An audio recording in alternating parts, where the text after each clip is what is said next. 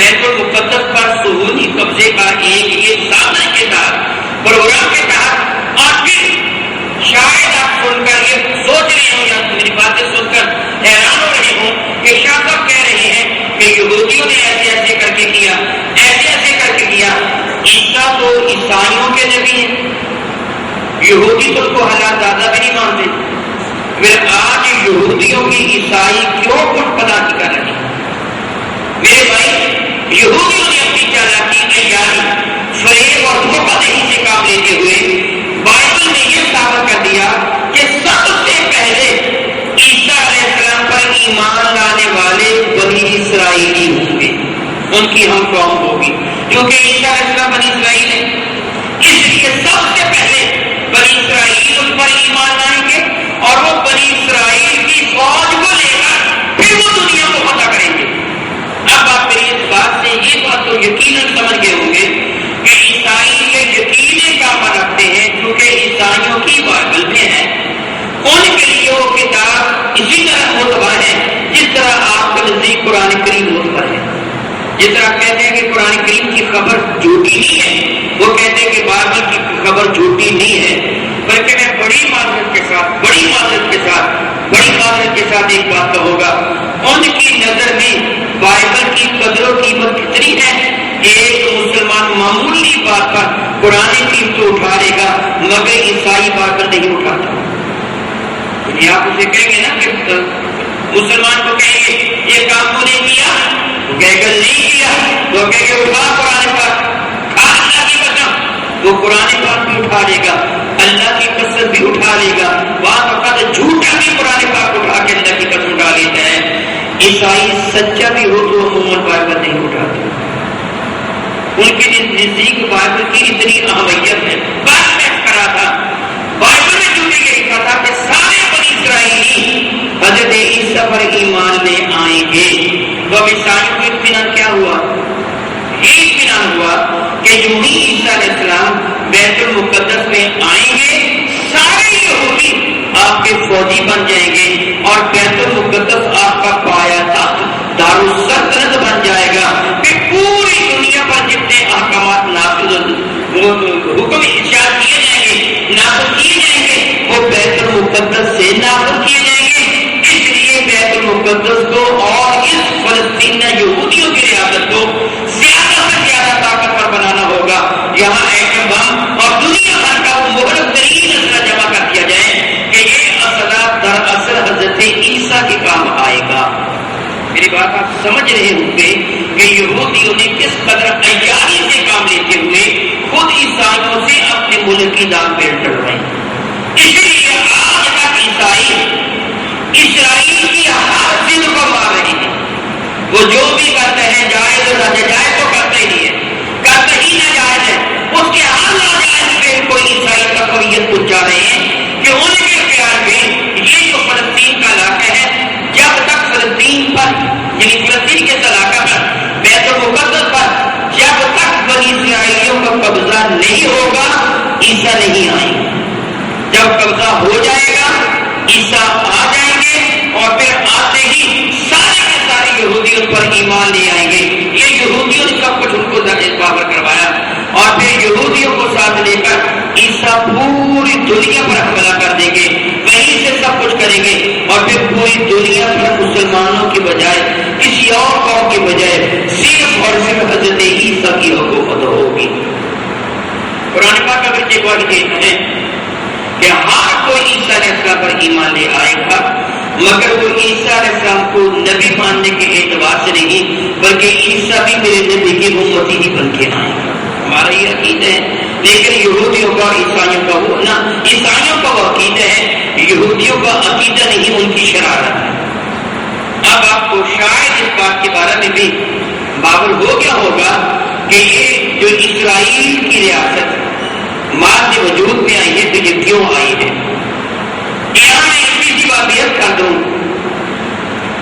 کہ بمبئی میں دوسری جنگ عظیم سے قبل طاعون کی وبا پھیلی تھی، طاعون کی وبا پھیلی تھی، اور بمبئی میں اس طاعون کی وبا کو کنٹرول کرنے کے لیے سے کچھ ڈاکٹر یہودی تھے اور انہوں نے وہاں آ کر جو کچھ جس انداز سے عمل کیا، انہوں نے آگا کا اس کو کہا تھا کہ عبد المجید جو ترکی کا اس وقت سربراہ تھے، سلطنت عثمانیہ کے جو بادشاہ کے خلیفہ تھے، ان کو کہا جائے یہ اس یہودی ڈاکٹر نے جو ملکہ الزبتھ وغیرہ کا یا دوسروں کا علاج ہے، اس زمانے میں جو بھی ملکہ تھی میں نے الزبتھ کہہ دیا، اس زمانے میں جو بھی وہاں کا حکمران تھا اس کے حکم پہ آیا تھا اور وہ علاج کیا تھا، اپنا قرب اثر کرنے کے ساتھ آقا پاک کو کہا تھا کہ یہ جو ترکی والے ہیں ان کو کہہ دو کہ کچھ حصہ ہمارے ہاتھ یہ یہودیوں کے ہاتھ فروخت کر دیں،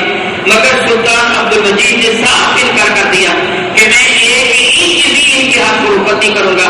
اس وقت فلسطین پر یعنی ملک شام پر، عراق عرب پر، ترکیہ پر، ارد گرد کے علاقوں پر ترکیہ ہی کا پرچم لہرا رہا تھا، انہوں نے انکار کر دیا۔ اس کے بعد ان یہودیوں نے ایک پروگرام بنایا کہ ہر حال میں برطانیہ کو اس کے مقابلے میں لایا جائے گا۔ یہ جو کچھ میں عرض کر رہا ہوں یہ چھپی ہوئی کتابوں کے حوالہ سے کر رہا ہوں، جن کے حوالہ جات پہ ہم نے نکالا حوالہ جات، اصل وہ ساری کتابیں نہیں، ان کے حوالہ جات صفحات نمبر کے ساتھ میرے پاس محفوظ ہیں۔ انہوں نے یہ کہا کہ باہم لڑائی کر کے اس یہودیوں کی سلطنت کو ہر حال میں ماضی وجود میں لایا جائے گا۔ چنانچہ ایک سازش کے تحت جنگی عظیم کی گئی، پھر ترکیہ کو شکست دے کر اس کے ٹکڑے ٹکڑے کر کے ایک ٹکڑے پر فلسطین کی ریاست کو آباد کر دیا گیا۔ یہ جو اقوام متحدہ یہ اس چیز کا ایک حصہ تھا، پھر ایک ایسی اقوام متحدہ نیشن ایک بنا دی جائے کہ جو پوری دنیا میں یہودیت کے لیے کام کرے۔ آج اقوام متحدہ کے جتنے بھی اہم ترین شعبے ہیں سب پر یہودی قابض ہیں، وہ ورلڈ بینک ہو یا IMF ہو یا یہود عالمی عدالت ہو، سب کے سربراہ یہودی۔ یہودیوں نے کوشش کی کہ پوری دنیا کی کرنسی پہ کنٹرول کر لیا جائے۔ آپ شاید سن کر حیران ہوں گے کہ آپ کے نوٹ پر بھی ڈیبٹ اسٹار بنا ہوا ہے۔ اس سے بڑھ کر حیرانی کی بات ہوگی کہ سعودیہ کے ریال پر بھی ڈیبٹ اسٹار بنا ہوا ہے، کویت کے دینار پر بھی ڈیبٹ اسٹار بنا ہوا ہے، 6 کونوں والا ستارہ۔ آپ کبھی اپنے پاس اگر میں نوٹ دکھا بھی دوں اس کو میں دیکھ سکوں گا، آپ بھی دیکھ سکیں گے۔ آپ گھر چلے جائیں، بیٹھ کر اپنے کرنسی نوٹ اپنے سامنے رکھیں، آپ کو اس پر سام کی جو کھال ہے نا، جس کو آپ کوٹی کا کانچ کہتے ہیں، آپ کو سام کی کھال کی تصویر بنی ہوئی نظر آئے۔ دیکھ لیں، اپنے گھر جا کے اپنے کرنسی نوٹ پھیلا کے دیکھنا، آپ کو چیز نظر آئے گی۔ یہ سب کیا ہے؟ یہودیوں نے کسی نہ کسی طریقے سے دنیا کی آخری کرنسی پر کنٹرول حاصل کیا ہے۔ جو ڈیزائن بنانے والے ہوتے ہیں وہ خواہی نہ خواہی یہود کے زیر اثر ہوتے ہیں اور ویسا ہی کام کرتے جیسے یہود چاہتے ہیں۔ دنیا بھر میں ان کی ریشہ روانیاں ہیں، ان کی کچھ پروگرام ہیں، ان کے مختلف نام ہیں، میں ڈیٹیل میں نہیں جاؤں گا، مختلف نام ہے۔ اس انداز سے وہ پوری دنیا پر کنٹرول حاصل کیے ہوئے ہیں۔ عموماً ملٹی نیشنل کمپنیاں جو پاکستان میں کام کرتی ہیں، یہ یونیلیور وغیرہ، یہ نیسلے وغیرہ اور دوسری کی جن کے فیکٹری کے وہ فلاں یہ جو غیر ملکی مشروب ہیں، تقریباً سارے کے سارے یہودیوں کے قبضہ میں۔ اور اسی طرح کمپنی یہ جو ڈٹور وغیرہ ڈیکلین وغیرہ دوسری بناتی ہیں، یہ سارے کے سارے یہودیوں کے کنٹرول میں ہیں۔ اگر میں یہاں یہ جملہ کہہ دوں تو شاید یہ جملہ غلط نہ ہو۔ آپ نے دیکھا ہوگا ڈٹور پر یہ خنجر کا نشان ہے، وہ آپ کی کمر میں ہی وہ خنجر ہے، وہ آپ ہی کو دیر کیا ہوا ہے، وہ آپ ہی کو تباہ کرنے کی ایک سازش ہے۔ وہ یہ جانتے ہیں کہ مسلمانوں کو کس طرح دیر کیا جا سکتا ہے، دلائل بتاتے ہیں جو ان کے اپنے افکار اور سائے ان کے اپنے مذہبی سے شائع ہوئے، ان کے مطابق یہی کچھ ہے کہ مسلمانوں کو دیر کرنے کا طریقہ کیا ہے۔ اب جانتے ہیں کہ جتنی آپ رقم ان جو ملٹی نیشنل کمپنیاں ہیں ان کو دیتے ہیں اور ان کا ایک حصہ اسرائیل کو جاتا ہے، یعنی 10% عموماً اسرائیل کو جاتے ہیں۔ میں بڑے دکھ کے ساتھ ایک بات کہوں گا، بہت عرصہ قبل میں نے اخبار میں ایک مضمون پڑھا تھا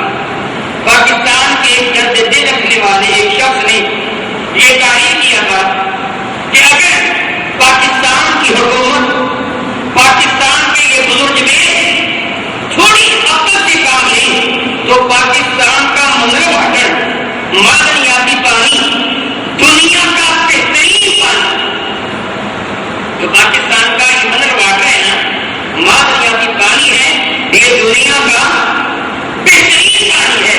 اس نے یہ تجویز پیش کی تھی کہ اگر پاکستان یہ معدنیاتی جو معدنی پانی ہے، منرل واٹر ہے، اگر یہ سعودیہ کو سپلائی کرنا شروع کر دے تو اس سے زیادہ سستا پیٹرول ان کو آ جائے گا۔ سعودیہ میں تقریباً 1 ریال میں 2 لیٹر کے قریب پیٹرول ملتا ہے۔ 2 طرح کا پیٹرول، ایک 90 نمبر ہے، ایک 95 نمبر ہے۔ وہ 2 لیٹر کے قریب پیٹرول 1 ریال میں ملتا ہے، لیکن پانی کی لیٹر کی بوتل 1 ریال میں ملتی ہے۔ یعنی پانی سے دگنا، پیٹرول سے دگنا مہنگا وہاں پانی ہے۔ اسے یہ تجویز پیش کیجیے اگر پاکستان پانی ان کو سپلائی کرے تو اس کے بدلے میں پیٹرول لے سکتے ہیں، تو پاکستان کو خود پیٹرول نکالنے کی، سر کھپانے کی بھی ضرورت نہیں۔ پانی کا جہاز بھرا سعودیہ کو دیا، تیل کا بھرا ہوا جہاز خود لے لیا۔ اسے یہ تجویز پیش کیجیے اگر ایسے کر لیا جائے تو پاکستان میں جو پیٹرول کی کمی ہے یہ ختم ہو سکتی ہے۔ اندھے وہ لوگ جو یہودیوں کے ہاتھوں بھیجے ہوئے ہیں، جو عیسائیوں کے ایجنٹ ہیں، آپ کا مسلط ہے۔ آپ جانتے ہیں، میں بھی معذرت کے ساتھ کہوں گا، آپ میں بہت سے لوگ ایسے ہوں گے جن کی وابستگی کسی نہ کسی سیاسی جماعت سے ہوگی۔ یہ سیاسی کلاکاریاں کھانے والے یہ سارے ادارے آپ جانتے ہیں کہ اقتدار کے لیے امریکہ کی طرف دیکھتے ہیں، ایسے ہے کہ نہیں ہے؟ میں سارے کے سارے سیاستدانوں کو کہہ رہا ہوں، اقتدار کے لیے امریکہ کی طرف دیکھتے ہیں، بیوروکریٹ امریکہ کی طرف دیکھتے ہیں، فوج کے سربراہان امریکہ کی طرف دیکھتے ہیں اور باقاعدہ ان سے تنخواہ لیتے ہیں، جو کہ یہ سارے کے سارے یہود و نصارہ کے ایجنٹ ہیں، اس لیے انہوں نے یہ کام نہیں کیا۔ البتہ کیا ہوا کہ غیر ملکی کمپنیاں پاکستان میں آن پہنچ گئی۔ ایک اخباری رپورٹ کے مطابق نیسلے والوں نے 1 سال میں آپ کا پانی آپ کو پلا کے 5 ارب ڈالر اپنے ملک لے گئے۔ وہ آپ کے نلکے کا پانی آپ کو پلایا، قیمت دیا۔ کیسے عقل کی اندھی ہے میرے بھائی پاکستانی، یہ ان کا بھرا ہوا پانی وہ دبا جاتے ہیں، پیتے ہیں۔ یہ کبھی خیال نہیں آیا وہ میرے ملک کا پانی، میرے ملک کے ملاقوں کو وہ کیا لے گیا؟ صرف حاضر دماغی نہیں کیا، تمہارے ملک میں آئے، مشینری لگائی، تمہارے ملک کے ملاقم ان کے بنے، تمہارے بھائی ان کے نوکر بنے، ان کو حکم دیا پانی بھرو، اور تمہارے بھائیوں نے پانی بھرا، وہ کرسی پہ بیٹھا رہا، وہ ٹوٹا۔ تمہارے بھائیوں نے پانی بھرا، بوتلوں میں پھینک دیا، تمہارے بھائی لے کے چلے، کمائی کر کر چوڑے کو جو کرسی پہ بیٹھا اس کی جولی میں لا کے ڈال دی، وہ 5.5 ارب ڈالر لے کے اپنے ملک چلا گیا۔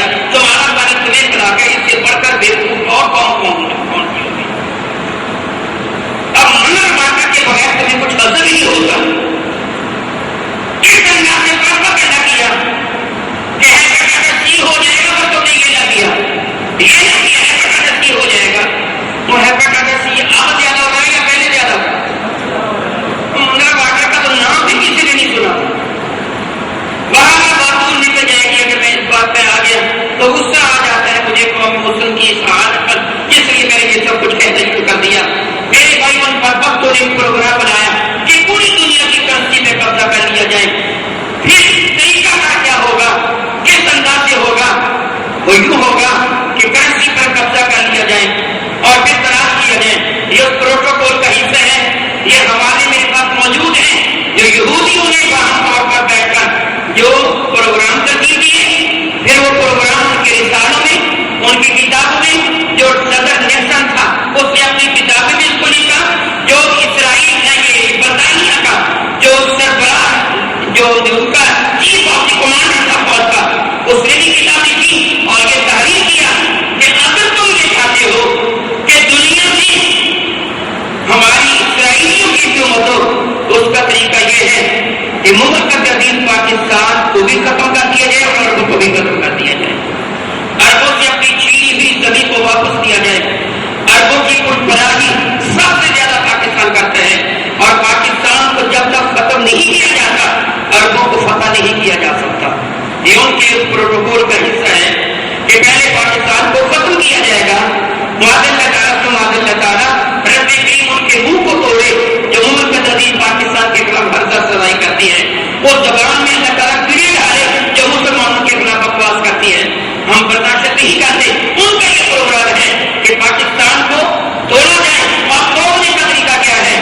ان کی مختلف تنظیمیں ہیں جن میں ایک تنظیم کا نام شارف ہے، ایک تنظیم کا نام وہ آرمی ہے۔ شارف اور آرمی یہ دونوں مل کر کام کرتی ہیں اور آج کا پاکستان میں کام کر رہی ہے۔ طریقہ عادت وہی ہے جو آج دہشت گردی کی شکل میں آپ کو نظر آتا ہے، اور ان کا یہ اعلان ہے کہ جو کوئی ہمارے طریقہ کار کے خلاف بات کرے اس کو قتل کر دیا جائے، اس کو چھوڑا نہ جائے۔ انہوں نے پروپیگنڈا کیا، ایک طریقہ کا اختیار کیا، میں جملہ اس پہ یہ لکھا، یہ یہودیوں کے ہاں کہ ہر پادری ہر مسلمان اور دین کی بلکہ ہر کسی شخص کی ایک قیمت ہوتی ہے۔ لوگ بھوکے ہیں، مفلس ہے، روپے پیسے کے نہیں، تو بھوکا شہرت کا ہوتا ہے، تو بھوکا اقتدار کا ہوتا ہے، تو بھوکا عزت کا ہوتا ہے، تو بھوکا مال دولت کا ہوتا ہے۔ کہا کہ تم ان کی بھوک دریافت کرو، کس قسم کے بھوکے ہیں، تلاش کرو اقتدار کے بھوکوں کو۔ اللہ تعالیٰ ان کے سامنے مساعد کس طرح دیتے ہیں، ان کے سامنے روٹی کا ٹکڑا ڈالو، وہ وفاشار کتے کی شکل میں تم ہلاتے ہوئے تمہارے پیچھے آئیں گے۔ ذرا ان کا کئی 100 سال پہلے بنا ہوا منصوبہ غور کیجیے اور پھر ذہن میں لائیے وہ کارٹون جو یہودیوں نے شائع کیا تھا کہ پاکستان کو کتا بنایا تھا اور یوسف رمزی کو اس کا شکار بنا کے کتے کی رسی یہودی کے ہاتھ میں دی ہوئی تھی۔ بات وہی جو قبل کی وہ کہہ چکے ہیں، اس کے آگے روٹی کا ٹکڑا ڈالو تو وہ بادشاہ کتے کی طرح دیتی کے پیچھے تم ہلاتا ہوا آئے گا۔ اور انہوں نے کہا وہ علماء ان کے نزدیک جو اچھی تقریر کرنے والے ہوں، وہ علماء جو ان کے نزدیک عزت والے ہوں، ان کو قتل نہ کرنا بلکہ میڈیا کے ذریعے ان کو بامی عروج تک پہنچا دینا، ان کو بیرون ممالک میں اپنے یہاں دعوت دینا، اپنے لوگوں کے ساتھ ان کے مباحثے کروا کے اپنے لوگوں کو از خود شکست دے دینا تاکہ مسلمانوں کے نزدیک ان کا عنوان بہت بلند ہو جائے۔ جب وہ اپنی بلندی میں پہنچ جائیں تو سیڑھی کو کھینچ لیں، یعنی جب وہ مکان کی چھت تک پہنچ جائے نا تو سیڑھی کو کھینچ لینا، پھر وہ نیچے اترنے کے لیے تمہارے محتاج ہو۔ مثالوں کے ساتھ اس سے سمجھانا یوں کرنا، وہ جو پروگرام ترتیب دیا سیڑھی کھینچ لینے سے مراد کیا ہے؟ ان کو دی گئی امداد فوراً روک دینا۔ انسان کی فطرت میں ہے کہ جو آسانیاں پہلے اس کے نزدیک ہوتی ہیں، جب ان پر تھوڑی سی پابندیاں لگ جاتی ہیں تو ان کو ضرورت سمجھ کر کے وہ یہ میری ضرورت ہے، پھر وہ ان کے پیچھے دوڑتا ہے۔ میں آپ کے لیے سادہ سی مثال دوں گا، جن گھروں میں فریج پہلے نہیں ہوتی گھر کا گزارا بڑے اچھے طریقے سے ہوتا ہے، سب نے خوش ہو کر پانی پی لیا، مگر نے صبح سے لے کے شام تک، شام سے لے کے صبح تک زیادہ سے زیادہ پرانے کی بجائے نیا گڑھا جس کو کوڑا گڑھا کہتے ہیں اس کو رکھ کر ہی گزارا کر لیا جاتا۔ لیکن گھر میں فریج آ گئی تو اب حال کیا ہے؟ صبح کا پکا سالن شام کو خراب ہونے لگا، شام کا پکا صبح کو خراب ہونے لگا۔ پہلے فریج ضرورت نہیں، عیاشی کی، پھر فریج ضرورت بن جاتی ہے۔ یہ انسان کی فطرت ہے۔ اگر بجلی نہیں تھی گزارا بڑا پیارا ہوتا تھا، اب بجلی نہ ہو تو یو پی ایس جنریٹر کے بغیر گزارا نہیں ہوتا۔ انسان کو جب سہولتیں دی جاتی ہیں تو یہ چیزیں اس کی مجبوری بن جاتی ہیں۔ انہوں نے کہا پہلے ان کو خوب سہولتیں دو، لیکن جب سہولتیں وہ اپنا کر ان کے جسم کا پھر ان سے وہ دولت لو، وہ تمہارے محتاج ہوں گے، 10 نگر ہوں گے، پھر وہ تم سے مانگے، پھر جو تم چاہو گے وہ وہی کچھ کرے گی، اس وفادار کتے کی طرح جو تمہارے پیچھے گھومتا ہے۔ وہ علماء کو خریدتے ہیں۔ میں یہاں ایک بات عرض کر دوں، جی چاہتا ہے وہ جملہ میں پڑھ کر ہی سنا دوں۔ امریکی نژاد یہودی فوجی ماہر پروفیسر ہارٹ اپنی رپورٹ کے صفحہ نمبر 215 پر لکھتا ہے، میں نے کہا تھا نا کہ میں صرف میں اس کا مکمل کر رہا ہوں، لیکن میرا جی یہ چاہتا ہے کہ میں یہ خود سنا دوں آپ کو۔ اور یہ تبادلہ بن کوریا جو اسرائیل کا پہلا وزیر اعظم تھا، اس نے بھی کچھ کہا، میں وہ بات میں کرتا ہوں۔ یہ امریکی نژاد یہودی فوجی ماہر عسکری ماہر فوجی ماہر، اس کا نام ہے پروفیسر ہارٹ، وہ اپنی رپورٹ کے صفحہ نمبر 215 پر لکھتا ہے پاکستان کی فوج، اسے کیا لکھا سنیے، غور سے سنیے، پاکستان کی فوج اپنے پیغمبر کے لیے بے پناہ محبت رکھتی ہے۔ یہی وہ رشتہ ہے جو عربوں کے ساتھ ان کے تعلق کو انٹوٹ بناتا ہے۔ یہی وہ محبت ہے، وہ خطرتی ہے جو آدمی تحریر اور مضبوط اسرائیل کے لیے شدید ترین خطرہ ہے۔ لہذا یہودیوں کے لیے اہم ترین مشن یہ ہے کہ ہر صورت میں، ہر حال میں پاکستانی فوج کے دلوں سے ان کے پیغمبر محمد کی محبت کو کچھ دیا جائے، صلی اللہ تعالیٰ علیہ حبیبہ دائما ابدا۔ یا پھر بڑی معذرت کے ساتھ کہوں گا، پاکستان کی فوج میں ایسے خطیبوں کو لانے کی بھرپور کوشش کی جا رہی ہے جو ان کے دلوں سے میرے نبی کے پیار کو کھرچ کر نکال دیں۔ سارے وہ لوگ جانتے ہیں جن کا تعلق کچھ نہ کچھ فوج کے ساتھ ہے، بیوروکریٹوں کے ساتھ ہے، کہ اہم مساجد میں جو حکومت کے زیر کنٹرول ہے اور فوجیوں کے ہاں کس قسم کے لوگوں کو بھرتی کیا جاتا ہے، کس قسم کے علماء کو ترجیح سے بھرتی کیا جاتا ہے۔ اصل مقصد یہ ہے کہ فوج کے دل سے ان کے نبی کے پیار کو لگا دیا جائے۔ میں نے کہا تھا کہ جو صحیح وزیر اعظم بن کوریا جو اسرائیل کا پہلا وزیر اعظم ہے، اس نے تقریر کر کے یہ کہا تھا کہ عالمی یہودی تاریخ کو اپنے لیے پاکستان کے خطرے کو نظر انداز نہیں کرنا چاہیے، بلکہ پاکستان اس کا پہلا ہدف ہونا چاہیے، کیونکہ یہ نظریاتی یہودیوں کے بقا کے لیے سخت ترین خطرہ ہے۔ اور یہ کہ سارے کا سارا پاکستان عربوں سے محبت کرتے ہیں، یہودیوں سے نفرت کرتے ہیں، اس لیے عربوں سے ان کی محبت ہمارے لیے عربوں کی دشمنی سے زیادہ خطرناک ہے۔ عرب کو سہل پسند ہے، ان کو تو جب چاہو گے عرب، لیکن یہ پاکستانی جانباز قسم کے لوگ ہیں، ان سے ہمیں خطرہ ہے۔ ہاں ٹھیک ہے، لہذا عالمی یہودی تنظیم کو پاکستان کے خلاف فوری اقدام کرنا چاہیے، اور اس کا طریقہ کیا ہے؟ بھارت پاکستان کا ہمسایہ ہے، جس کی ہندو آبادی پاکستان کے مسلمانوں کی عظیم دشمن ہے، جس پر تاریخ گواہ ہے۔ بھارت کے ہندو اس مسلم دشمنی سے بھارت کے ہندوؤں کی اس مسلم دشمنی سے فائدہ اٹھاتے ہوئے ہمیں بھارت کو استعمال کر کے پاکستان کے خلاف کام کا آغاز کر دینا چاہیے۔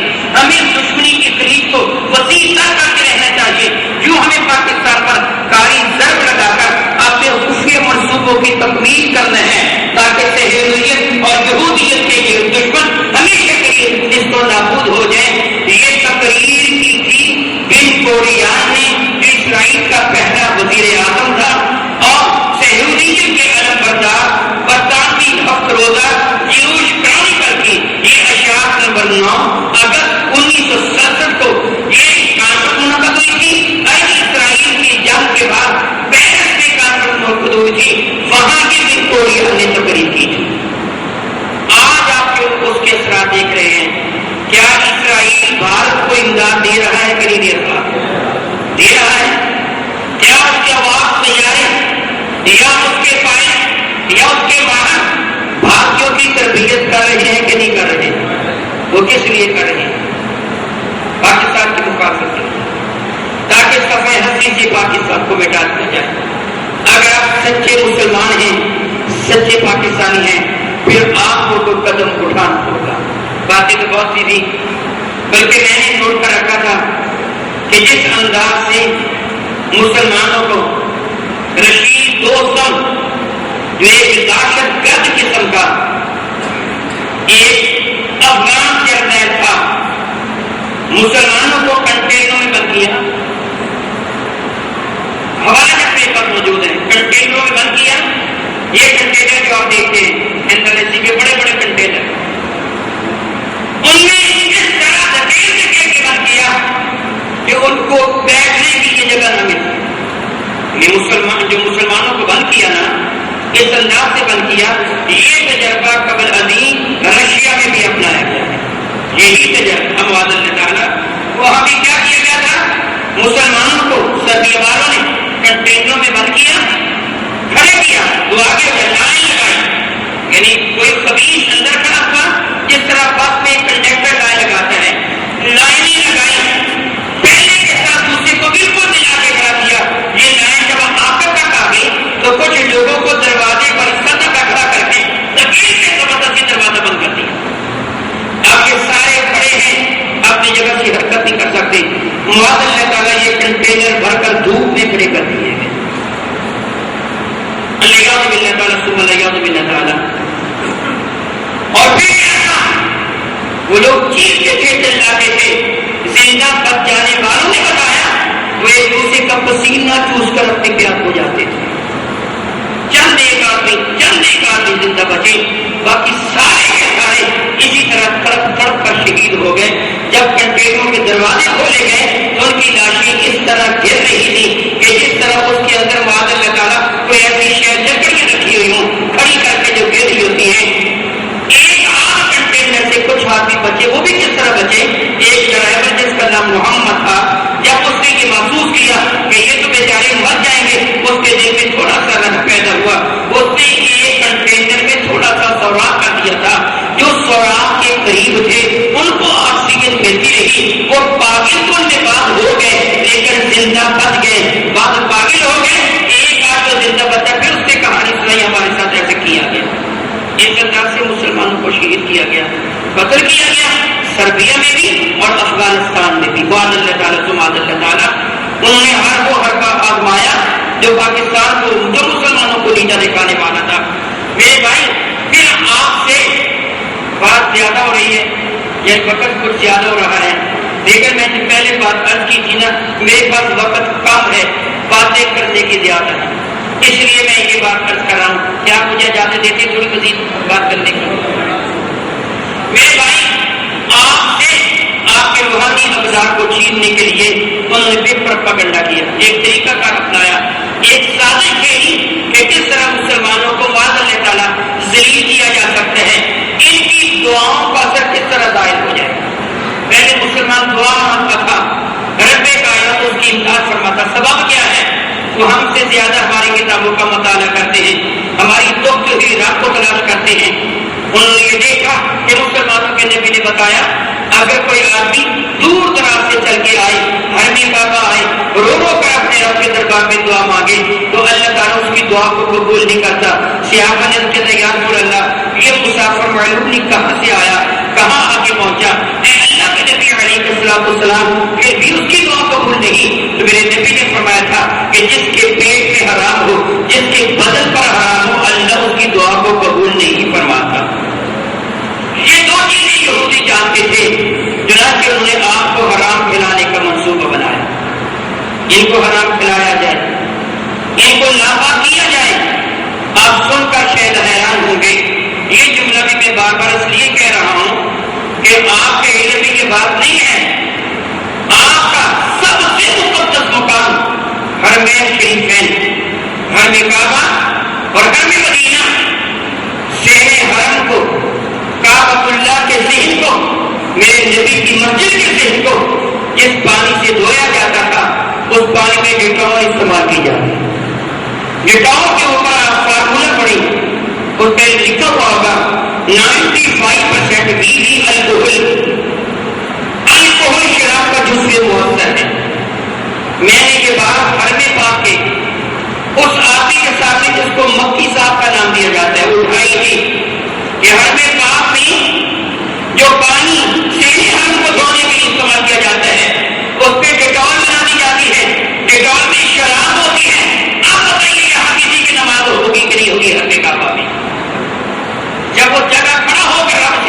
دے گا چلنے والے نمازیوں کے، عمرہ کرنے والوں کا غریب کے، حجاج کے، وہ احرام اور کپڑے آلودہ ہو جاتے اس پانی سے، وہ پاک لباس رہ گیا کیا ناپاک رہ گیا. جو ایمان ایسی جگہ پہ کھڑا ہو کے نماز پڑھائے گا وہ نماز ہو جائے گی کہ نہیں ہو جائے گی. وہ مجھ سے الجھ پڑا تھا، دیکھا میں تو ذمہ دار ہوں، ذمہ داروں کے پاس جاؤ. پھر میں نے پوری کوشش کی تھی کہ آگے بڑھوں، خواہ مجھے اسلام کی کیوں نہ کر لیا جائے. میں آگے بڑھا تھا، کوشش کی تھی. میں نے ان کو باور کروایا تھا کہ کلیمن کمپنی جو یہ ڈیٹول بنانے والی ہے یہ اسرائیل کی کمپنی ہے، آپ یہاں اسرائیل کی مصنوعات کو فروغ دے رہے ہیں، غلط کر رہے ہیں. اگر تو ساتھ نے تسلی کے ساتھ میری بات سنی تھی. مدینہ طیبہ میں جب میں حاضر ہوا وہاں بھی یہ صورتحال تھی. پھر وہاں میں نے بات کی، میرے گرد سیکورٹی والے اکٹھے ہو گئے، کیا بات ہے تو کون ہے، مجھے پوچھنے لگے کیا کر رہا ہے تو میں نے ان کو بتایا. ان کا مان کوئی ایسی بات نہیں ہے، یہ تو ہم صفائی کرتے ہیں، وہ پیتے تو نہیں ہے نا، کوئی بات نہیں. میں نے ان کو بتایا شراب اگر صفائی کے لیے استعمال کی جائے جائز ہے، اس سے کہا کہ فراری کے اڑ جاتا ہے، کوئی بات نہیں ہے، اور جاؤ اپنا کام کرو. میری بات ہی نہ سنی. لیکن اب کی بار جو میں حاضر ہوا تو میں نے پوچھا تھا، مجھے پتا چلا کہ ڈیٹول کی جگہ اب کوئی اور لوشن استعمال شروع کر دیا گیا ہے. الحمدللہ رب العالمین. باہر آپ کے ہر نکاح تک پہنچے وہاں خشک دودھ فراوانی کے ساتھ استعمال کیا جاتا ہے. آپ نے چائے پی ہو خشک دودھ، شاید ہی کوئی حاجی میرے نظر سے ایسا گزرا ہو جس نے آئس کریم نہ کھائی یا وہ اس نے چائے نہ پی ہو، یا وہاں کا وہ جو دودھ ہے مثلا سعودی حلوم ہے، خلیل ہے، یہ عمارت کی وہی کمپنی بناتی ہے جس سے میرے نبی کی شادی بکواس کا تھا. سعودی حلیم وہی بناتی ہے. ادھر سے آنے والا بے پناہ دودھ اور بیکری کا سامان، میں یہ کہوں کہ شاید دنیا میں سب سے بڑی مارکیٹ سعودی ہے. اور یہودیوں کے لیے کچھ حیرانی کی بات نہ ہوگی، کیونکہ جب میرے آقا کی شادی گستاخی بکی کی تھی تو سعودیہ والوں نے بھی عمارت کمپنیوں کا بائیکاٹ کیا تھا. وہاں کے باشندوں نے ان کی اشیاء مصنوعات کو رکھا کر کچرے میں ڈال دیا تھا. تو چند دن کے بعد ان کو نام ہی یاد آ گیا. روزانہ کئی ارب ڈالر کا نقصان پہنچا تھا ان کو، اور انہوں نے یہ اعلان کیا تھا ہم اپنے بنائیں گے وغیرہ وغیرہ. بار بار پھر دو نکل جائیں گے. میں آپ کو اس کا دلانا چاہتا ہوں، یہودیوں کا دعویٰ ہے یہ پیپسی کمپنی وغیرہ یہودیوں کی کمپنی ہے. ان کا دعویٰ پیپسی کو لمبے پیپسین بناتے ہیں اور پیپسین حرام ہوتی ہے. خشک دودھ میں سور کی چربی شامل کی جاتی ہے اور آپ کو پلایا جاتا ہے، پلایا جاتا ہے. میرے بھائی نسوانی لڑکی، یہ جو سرخی میری مائی بہنیں بہو بیٹیاں اپنے ہونٹوں کی خوبصورتی میں لگاتی ہیں. اخباری رپورٹ کے مطابق جو بیرون ملک سے آنے والی یہ لپسٹک ہے اس میں خنزیر کی چربی شامل ہوتی ہے. یہ جو شامل کرتے ہیں تحقیقات سے پتہ چلا ہے کہ عام تیز انسان کے جسم کے درجہ حرارت 37 سینٹی گریڈ پر پی جاتی ہے. جس طرح آپ اگر کسی گھی کو مضر یا مفید ہونا اگر آپ اس کا جائزہ لینا چاہیں تو طریقہ کار یہ ہوگا اس گھی کی ایک ڈلی یعنی ایک ٹکڑا جو جمع ہوا ہو اس کے اپنے ہاتھ کی ہتھیلی پر رکھیں، زیادہ سے زیادہ دوسرے ہاتھ کی ہتھیلی اس کے اوپر رکھ دیں. تھوڑی دیر کے بعد ہاتھ اٹھا کے دیکھیں اگر وہ ایک آئل کی شکل اختیار کر گیا ہے لیکن گھی آپ کے میدے میں جا کر بھی آئل بن جائے گا. دیکھ اگر وہ جمع ہوئے ہیں تو یہ آپ کے کسٹور میں اضافہ کر دیں کہ نہیں. پیپسی کوک وغیرہ پینے والے بھی ایسے کر جاتے ہیں کہ نہیں. بلکہ آپ کی اطلاع کے لیے پاکستان کی نیشنل اسمبلی میں ایک بش پیش کیا گیا تھا، شیون بش پیش کیا گیا تھا، اور وہ بش ایک عامدین نے پیش کیا تھا. یہ داڑھی موننے والے جو اپنے چہرے پر بش گھماتے ہیں وہ برش چائنا کا بنا ہوا ایک اسلامی جماعت میں ایک رکن نے، میں نام جان بوجھ کر نہیں لے رہا، وہ پیش کیا تھا اسمبلی میں اور کہا تھا اس کے بارے میں پاکستان کے جتنے جنرل اسٹور ہیں ان میں تحقیق کی جائے کہ بش کہاں کہاں پایا جاتا ہے. اور وہ بش پاکستان کے تقریباً ہر اس جنرل اسٹور پر جس پر بھی اچھی اور معیاری چیزیں وہ پایا جاتا ہے اس بش کا لکھا تھا یہ بش کے چیز کا بنا ہے پیور ڈیجیٹل کا. آپ کے گھر میں ڈکشنری ہو تو خود جا کے دیکھیں، لکھا ہوگا کہ خنزیر کی دم کے بال جن سے شیون بش بنائے جاتے ہیں. یعنی جب داڑھی مونڈنے والا اپنے چہرے پر وہ صابن یا کریم وغیرہ لگاتا ہے تو ایک برش کو اپنے چہرے پر گھماتا ہے. چائنا کا بنا برش ہے, اس کے اوپر اسٹیکر لگا ہوگا کیونکہ وہ ڈیجیٹل. پھر آپ کے گھر میں ڈکشنری ہوگی تو آپ کو کس کا مانا پڑے. پھر کیا معلوم ہوا کہ پہلے تو اپنے چہرے پر خنزیر کا گوشت پھینکنا, یہ بات پھینکتا ہے اپنے چہرے پر جب سو کے اٹھتا ہے, اپنے چہرے کی جو توازے کرتا ہے خنزیر کے بالوں سے کرتا ہے. پھر اس کے بعد کیا ہوتا ہے, پاکستان کی ٹوٹ پیسٹ بنانے والی کمپنیوں نے ایک سال میں 33 لاکھ روپے کی خنزیر کی جلدی منگوائی تھی. میں نے اس کے خلاف الحمدللہ تعالیٰ تحریک چلائی, خطوط لکھے کہ ہم آپ کی ٹوٹ پیسٹ پہ سوال نہیں کریں گے, مگر آپ لکھے کیا کرتے حلال ڈالتے ہیں. الحمدللہ تعالیٰ آج ہر ٹوٹ پیسٹ کمپنی والوں نے اپنی ٹوٹ پیسٹ پر لفظ حلال لکھنا شروع کر دیا ہے. یہ اللہ کا احسان ہے. الحمدللہ تعالیٰ میں سمجھتا ہوں کہ رب کریم اپنے محبوب مکرم کے صدقہ سے اس ناچیز کی بخشش فرما دے گا کہ میں نے تحریک چلائی, ان کو خطوط لکھے, کتابیں بھیجی کہ جو کو تم کر رہے ہو میں تمہارے خلاف آپ نے حلال لکھنے شروع کیا. اگر وہ حلال لکھتے ہیں تو چونکہ وہ پاکستان ملک اسلامی ملک ہے اس لیے ان کا کہنا مان لیا جائے گا. پھر حرام کھا لے تو وہ ضرور تھا, حلال بلا بتا کر حرام کھلائے تو وہ ضرور تھا.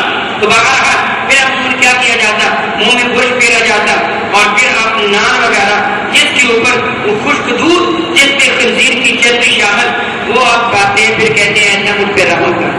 وہ نہیں بتائیے کیا ہوگا, حرام ہوگا. یہودیوں نے آپ سے دعا کا ہتھیار بھی چھین لیا. خدا تقوی و طہارت کی راہ اختیار کریں تاکہ رب کائنات آپ کی دعا کو بھی قبول کرے اور آپ کی آخرت بھی سنورے. رب کائنات کے دربار مقدس میں دعا کروں کہ خالق کائنات جل والا ہمیں حقائق کو جاننے, سمجھنے اور عمل کی توفیق عطا فرمائے. آمین. والعاقبۃ للمتقین والصلاۃ والسلام علی سید الانبیاء محمد وآلہ واصحابہ اجمعین. اللهم یا ربنا آتنا فی الدنیا حسنہ وفي الآخرة حسنة وقنا عذاب النار وأدخلنا الجنة مع الأبرار يا عزيز يا غفار يا رب العالمين. اللهم بارك لنا في علمنا